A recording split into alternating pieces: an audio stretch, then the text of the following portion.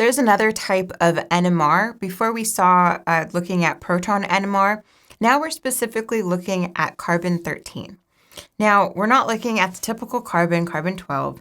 Instead, we are looking at the isotope of carbon, so carbon-13. Now, the reason why we're looking at this is we're only looking at the 1.1% of naturally occurring carbon, so that's really not that much. But the reason why we look at this type of carbon is because it results into less coupling. So it makes it a little bit easier to look at the spectrum.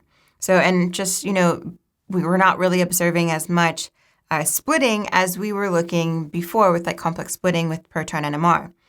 Now, a lot of the same sort of factors and ideas apply from proton NMR to carbon-13 NMR. But right now, as I mentioned, we're specifically just looking at carbon.